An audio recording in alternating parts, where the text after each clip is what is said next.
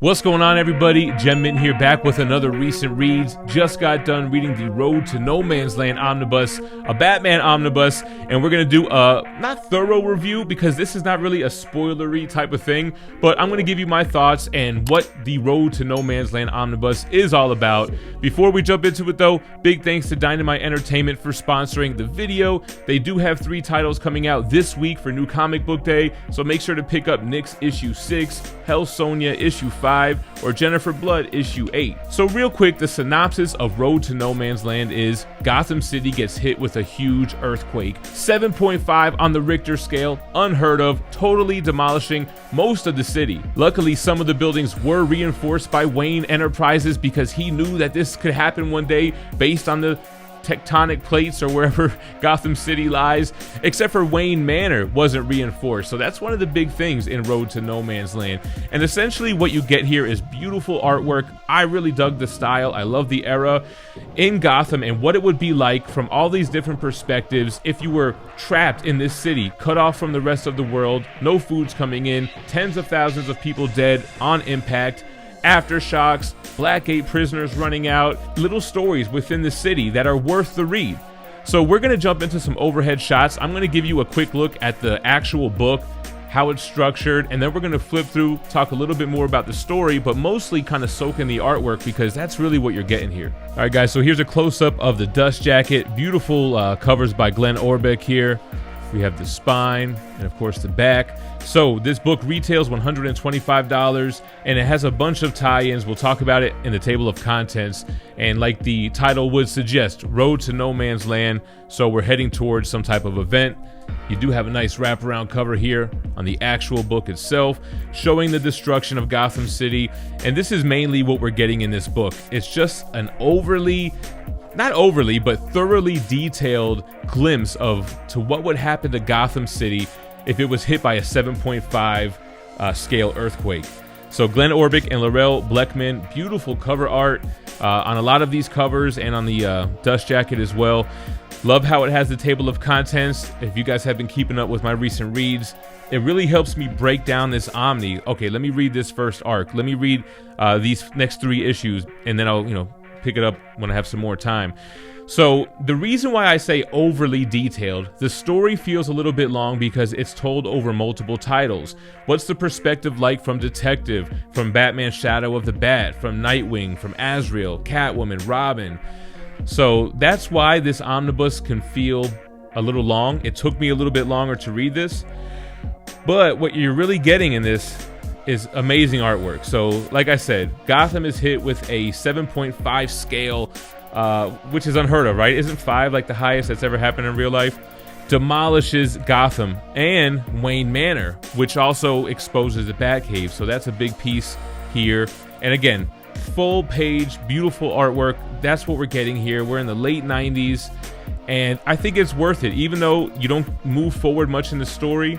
Yeah, sure, there is this one plot where we think we have a villain who may have caused this, calls himself the Quake Master. Not going to get into that. Huntress. I haven't read much Huntress, and if you read this omnibus, it's going to make you a Huntress fan. Loved her in here, and the artwork a little bit later on. Very McFarlane-esque with some of the Huntress stuff that I saw later on in this book. So again, here's a Catwoman perspective. A lot of these leading up stories are what's going on right before the quake.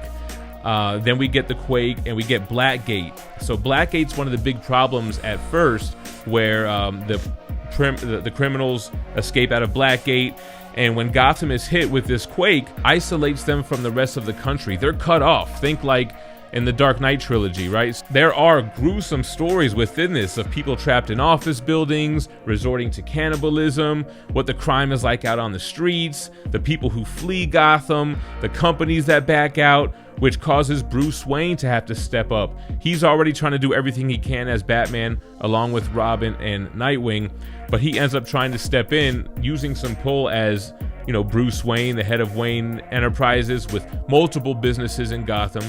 And when that doesn't work, it goes to Washington, D.C. So, you know, doesn't sound too exciting, but I think this is still worth the read. Here goes the Huntress art. Let me see if I could find that panel that I thought was really dope. I can't find it. Maybe we'll get to it. But anyway, this is a good example of like the artwork during this time, on how the artwork was so much more important than the story to me. Like right now, I feel like when we read modern comics, you don't get stuff like this. You just get the quickest kind of throwaway panel to kind of illustrate the dialogue. But back in these days, the panels, like the stuff they did on each page was different. I don't know, it just felt like there was more put into the artwork here. And that's why I guess, you know, the story feels a little bit stale, because it's essentially just, you know, what would everybody do in this situation? Right? So as you can see, as I'm flipping through though, great artwork by Orbic here on the covers. He has a great painted style. Even in the comics though, just seeing their depictions of Batman and the rest of the family. I guess we should mention this guy real quick, Nick Scratch, who was like this nerd that was looking through a telescope and got zapped and became like this being that just people are drawn to him. He becomes a rock star, he becomes an influencer or whatever, and he really is the other villain. Quakemaster was just whatever, but Nicky Scratch here is on the side of, hey, just let Gotham tear itself down. It's not worth rebuilding. It's all crazy maniacs that live there anyway. And he's got a lot of the public and the senators in his pocket, because he has like this kind of, that's his power, right? The power of kind of persuasion, if you will. This was a great Man-Bat story too with Oracle.